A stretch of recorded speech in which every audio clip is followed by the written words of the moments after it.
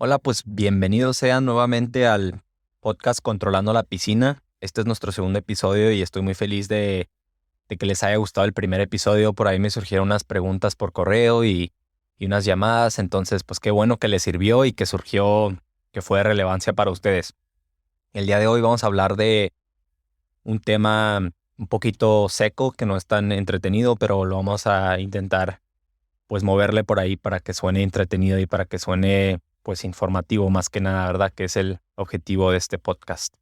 Hoy vamos a hablar de la alcalinidad en sí, la alcalinidad por sí sola. Y aunque a veces es muy difícil hablar de la alcalinidad sin incluir el pH, pues vamos a hacer nuestro mejor esfuerzo, ¿verdad? Sin más preámbulos, comencemos con el episodio de hoy. Hola, soy Miguel de Orrenda Technologies. El podcast Controlando la Piscina es para todos los operadores, propietarios y profesionales del servicio de piscina que quieren aprender más de química básica y avanzada, así como también de los mejores hábitos de mantenimiento para ahorrarse tiempo, dinero y evitar problemas. Muchas gracias por estar aquí. Bienvenidos nuevamente. La alcalinidad es una medida de todas las sustancias alcalinas disueltas en el agua. Esto significa que cualquier sustancia que tenga un pH por arriba de 7, que es el nivel neutro, será una sustancia alcalina y si se disuelve en el agua va a contribuir a la alcalinidad total, que es lo que medimos en las piscinas. Es muy fácil de medir.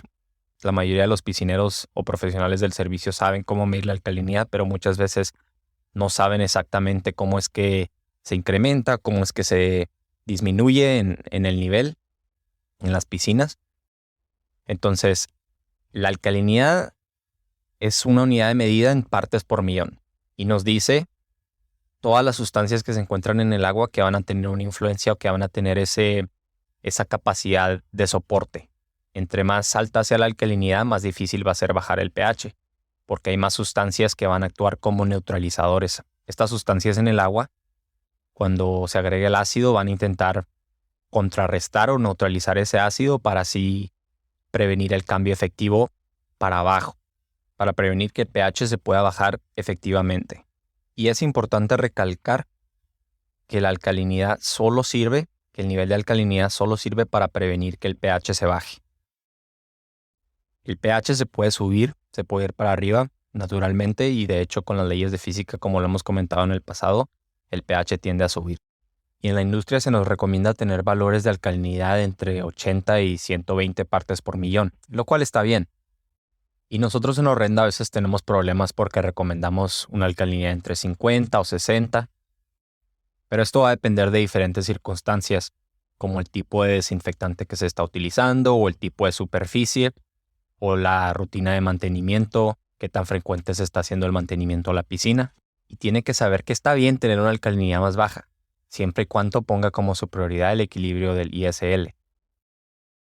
Pero la mayoría de la gente pues a veces tienen problemas aceptando que pueden manejar una alcalinidad más baja porque piensan que, oye, si mi alcalinidad más alta previene el cambio efectivo en el pH, entonces tener una alcalinidad más alta va a prevenir que mi pH se suba, va a prevenir que mi pH pues se salga del equilibrio, cuando en realidad es lo contrario. Tener una alcalinidad más alta hace que el pH se pueda subir más fácilmente. Entonces es lo contrario, la gente al mantener una alcalinidad más alta, lo único que están haciendo es dejando que este pH pues se suba más fácilmente o más rápidamente. La alcalinidad de carbonato en sí es lo que le va a poner un límite al pH. Entonces, por decir, una alcalinidad de carbonato de 80, 90, 120 va a hacer que el pH se suba más rápido que una alcalinidad de 60. Otra cosa que hay que tener en mente que también es muy importante es que existen diferentes tipos de alcalinidades en el agua. De las tres más populares del grupo de amigos, veámoslo de esa manera, que hay un grupo de amigos que es más popular en el grupo, en la escuela de alcalinidad. Digamos que la alcalinidad total en el agua es una universidad o a lo mejor una escuela. Y hay varios grupos de amigos. Y el grupo más popular es la alcalinidad de carbonatos. El grupo de carbonatos es simplemente moléculas que tienen en su composición carbonato, que es el CO3. Y dependiendo de cómo interactúan, se mantienen en equilibrio. El equilibrio de este grupo de amigos de carbonatos es determinado por el pH. A un pH por debajo de 4.3, Ese grupo de carbonatos es primeramente ácido carbónico, que es el dióxido de carbono disuelto en el agua. Cuando el pH pasa ese nivel de 4.3 y se sube, se empieza a formar esta molécula de ácido carbónico, empieza a perder un hidrógeno, lo cede porque está en equilibrio dependiendo del pH y empieza a crear el ion de bicarbonato. El ion de bicarbonato es HCO3 y empieza a subir esta concentración mientras que la concentración de ácido carbónico empieza a bajar. Conforme el pH sigue subiendo, las concentraciones de equilibrio se ven afectadas y siguen cambiando. Cuando se llega a un pH de 8.3, de hecho, únicamente existe bicarbonato casi al 100% y el ácido carbónico casi está al 0%. Pero la alcalinidad total en el agua en realidad no ha cambiado. La alcalinidad total o su valor no cambian dependiendo de la fluctuación del pH. Simplemente el equilibrio o los porcentajes de cada tipo de alcalinidad se ve afectado dependiendo en qué valor se encuentra el pH. Y como usted sabe y yo sé, la única manera de aumentar la alcalinidad en el agua pues es agregar productos alcalinos, agregar carbonato de sodio o bicarbonato de sodio. Y la única manera de bajar la alcalinidad en la piscina pues es agregar productos ácidos, como ácido muriático. Vamos a hablar más al respecto. Pero por ahora hablemos de qué pasa con el equilibrio de la alcalinidad cuando el pH sigue subiendo. Entonces, cuando llegamos al pH de 8.3 en la escala del pH, el ácido carbónico está en su valor mínimo, que es básicamente el 0%. El bicarbonato está al 100, es su valor máximo, y en ese punto es donde el bicarbonato empieza a bajar nuevamente. Como el ion de bicarbonato empieza a bajar, se empieza a crear un ion de carbonato, que es simplemente el bicarbonato pierde un ion de hidrógeno y empieza a aumentar el porcentaje de carbonato. Este porcentaje de carbonato es muy atraído a los iones de calcio que andan flotando en el agua. Y debido a que el calcio es un componente esencial en el sistema de piscinas, es parte del recubrimiento, es parte del concreto, se encuentra en todas partes. Cuando los iones de calcio se empiezan a topar con los iones de carbonato y se juntan, el agua se empieza a sobresaturar con el carbonato de calcio, que es el índice de saturación del Langelier, lo cual directamente promueve la formación de sarro, de ese fastidioso sarro que luego se endurece y se forma en la piscina o en el veneciano, en los azulejos, en el tile. Es por eso que es muy fácilmente que pasando un pH alto, cuando el pH se eleva, se empieza a formar sarro, porque propicia o es más fácilmente que el índice de saturación del Langelier o el ISL se salga de equilibrio y se forme sarro. Pero bueno, además del grupo de carbonatos en el agua, del grupo de carbonatos en la universidad o en la comunidad, como lo quiera ver uno, también existen otro tipo de sustancias alcalinas que también pueden amortiguar ese pH, que pueden prevenir el cambio efectivo del pH, como por ejemplo las sustancias que provienen del ácido isocianúrico. Cuando usted agrega estabilizador o ácido isocianúrico en el agua, este se disocia de la misma manera y crea moléculas que son alcalinas, que de hecho reemplazan ciertas moléculas de carbonato.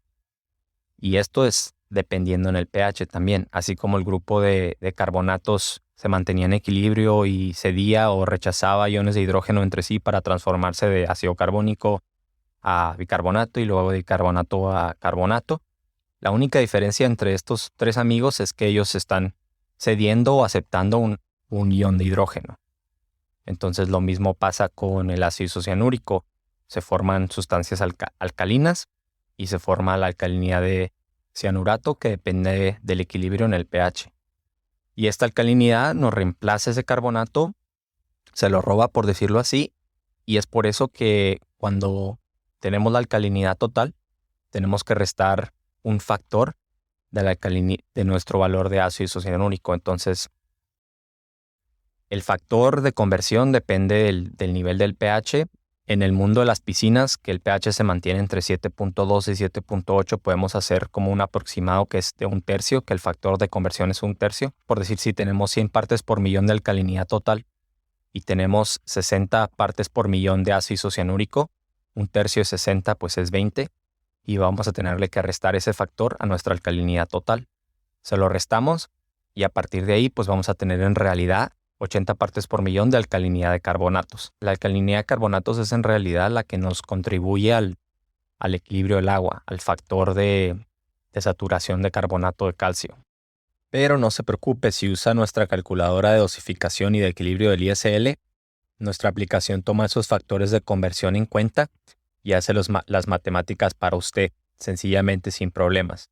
Si no usa nuestra aplicación, entonces pues sí va a tener que tomar en cuenta ese factor de conversión y hacer los cálculos por su cuenta. También por lo mismo uno tiene que tener mucho cuidado cuando se usa tricloro o dicloro, porque estos dos tipos de cloro van constantemente a estar aumentando los niveles de ácido isocianúrico en el agua, lo que no solo va a hacer que nuestro cloro se haga más lento, que trabaje de peor manera o en una manera menos eficiente, pues, sino que también nos va a hacer el agua más agresiva. Es importante que hablemos, yo creo que expandamos más acerca de por qué nosotros en Horrenda recomendamos una alcalinidad más baja. Por ejemplo, en una piscina de agua salada o que tiene instalado un generador de cloro salino, el pH va a tender a ser un poco más alto. ¿Por qué? Porque dentro de... Y vamos a hablar más al respecto en otro episodio completamente centrado en las piscinas de agua salada o de generador de cloro salino, pero en resumen, el generador de cloro salino funciona con electricidad. Entonces genera cloro a partir de la electrólisis, en donde la sal o el cloruro de sodio se separa en Na y en cloruro, en Cl. Y esto al mismo tiempo genera un subproducto que tiene un pH muy alto, que es el hidróxido de sodio. Este hidróxido de sodio, más el calor producido por el proceso de la electrólisis, hace que el agua no solo se caliente, sino que el pH también se aumente, lo cual nos crea una violación en la saturación de carbonato de calcio, una violación en el ISL. Y en esa zona, dentro de la celda de sal, pues el ISL se sale del equilibrio y se empiezan a formar hojuelas de calcio, hojuelas de sarro. Y una vez que se revierte la polaridad, que es como funcionan las celdas de sal, estas hojuelas de calcio se caen en la piscina y los fabricantes empiezan a tener problemas con llamadas de garantía de que, oye, mi celda de sal me está produciendo muchas hojuelas de calcio, ¿qué está pasando? Entonces, pues a nosotros en Horrenda nos tocó investigar y descubrir la solución. Y la solución es que si uno mantiene hay dos. La primera es que uno puede mantener una alcalinidad más baja en ese tipo de piscinas. Digamos, si se mantiene una alcalinidad de 60 partes por millón, y estoy hablando de la alcalinidad total, y tenemos 30 partes por millón de ácido isocianúrico, que es buen nivel, eso nos va a restar un tercio de 30 es 10, entonces eso nos va a dar una alcalinidad de carbonatos de 50.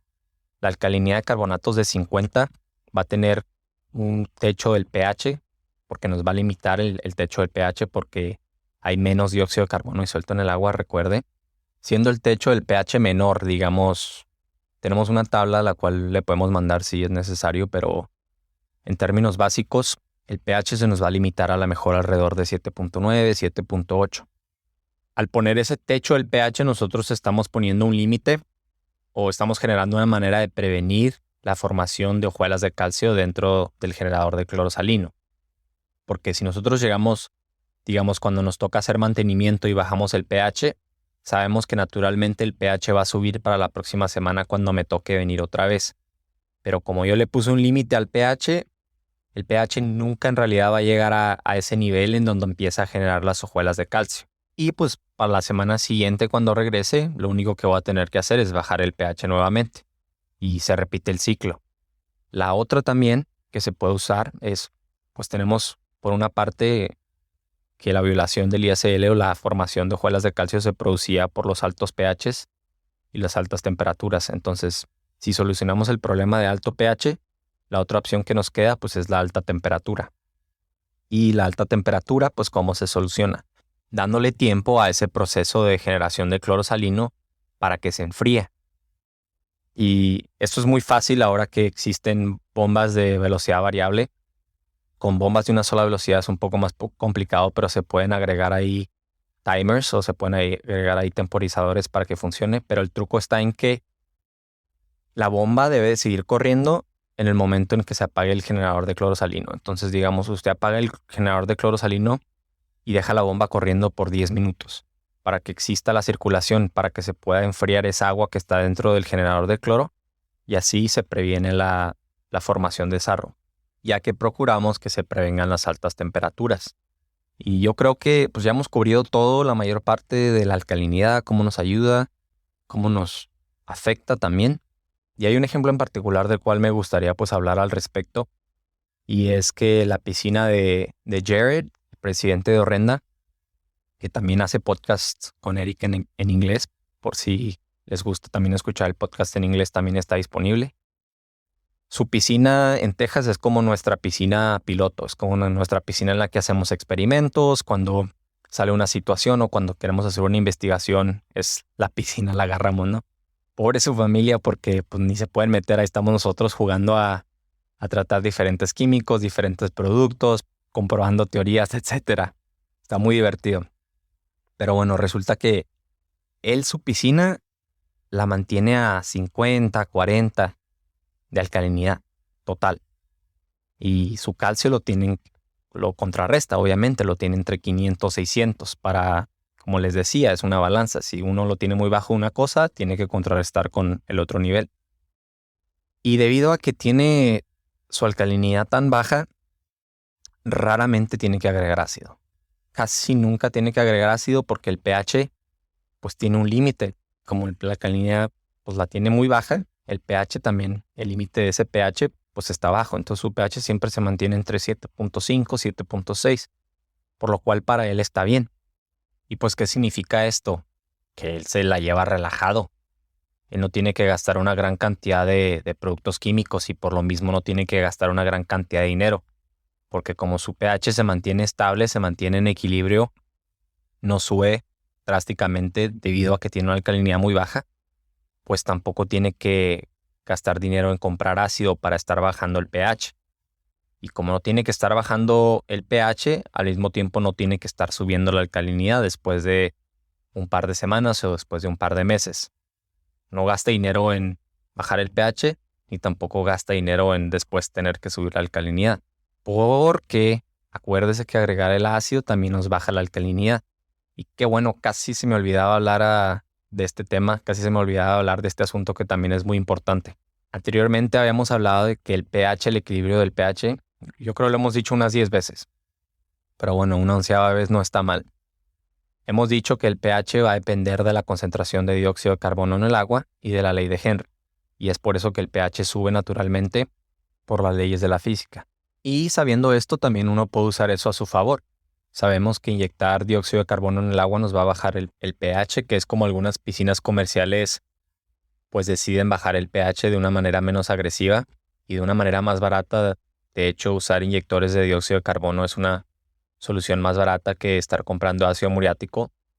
Y también sabemos que, por ejemplo, las fuentes o las piscinas que tienen borde infinito, pues tienen un proceso de aireación. La aireación promueve que el dióxido de carbono se escape del agua y eso es lo que hace que el pH se vaya un poco más arriba. Los jacuzzis o los spas que tienen jets y el agua está constantemente moviéndose o siendo agitada, tienen mucha aireación. En ese tipo de spas, pues el pH se va a ir más para arriba más fácilmente. Para concluir con esa idea, entonces sabemos que la cantidad de dióxido de carbono en el agua va a influir el pH. Y también sabemos que agregar ácido muriático al agua nos baja el pH. Pero ¿por qué agregar ácido muriático o ácido clorhídrico que tiene fórmula molecular HCl también nos baja la alcalinidad? Y el dióxido de carbono no nos baja la alcalinidad, simplemente pues al cambiar el pH afecta o mueve ese equilibrio entre el grupo de carbonatos. Pues resulta que la manera en la que la alcalinidad amortigua el pH, el cambio efectivo del pH, es que cuando se agrega ácido y este ácido suelta esos iones de hidrógeno, las especies o sustancias neutralizadoras de carbonato que se encuentran en el agua llegan y absorben esos iones de hidrógeno.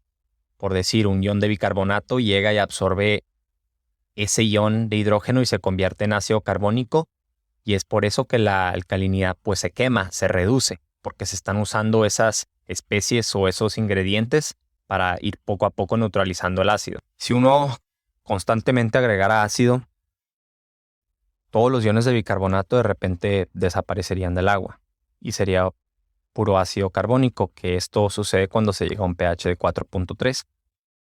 ¿Qué es lo que pasa cuando se hace un arranque en caliente o cuando se hace un tratamiento de ácido? Que se agrega demasiado ácido para bajar la alcalinidad completamente a cero. Esto se hace y no lo recomendamos en Orrenda porque es un tratamiento muy agresivo que se hace que el agua sea agresiva en el índice de saturación del Langelier para quemar esa capa superficial o esos detalles cosméticos en el recubrimiento o en el plaster, para que la superficie se quede pues lisa.